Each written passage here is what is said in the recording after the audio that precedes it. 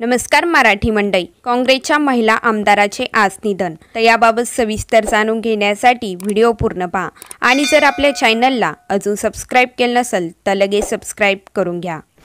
मृत्यू हे अंतिम सत्य आहे हे जरी खरे असले तरीच्या कुटुंबातील व्यक्तीचा ते त्या कुटुंबावर असलेला तो मोठा आघात असतो, मग ती सामान्य किंवा राजकीय व्यक्ती असो. आता अशीच काहीशी दुःखद घटना घडली आहे. काँग्रेस आमदाराच्या निधनाने राजकीय वातावरणात शोककळा पसरली आहे. तर महाराष्ट्र शिक्षण प्रसारक मंडळाच्या अध्यक्षा, काँग्रेसच्या ज्येष्ठ नेत्या व माजी आमदार निर्मलाताई ठोकळ यांचे निधन झाले आहे. गेल्या काही दिवसांपासून त्या वृद्धापकाळाने आजारी होत्या. खाजगी रुग्णालयात उपचार सुरू असताना त्यांनी अखेरचा श्वास घेतला. निर्मलाताई ठोकळ यांनी काँग्रेस पक्षाच्या माध्यमातून राजकारणात सक्रिय भूमिका बजावली होती. त्या सोलापूर शहरातून आमदार म्हणून निवडून आल्या होत्या. नगर राजकारणापासून ते राज्य पातळीवरील राजकारणापर्यंत त्यांनी आपल्या कार्याचा ठसा उमटवला होता.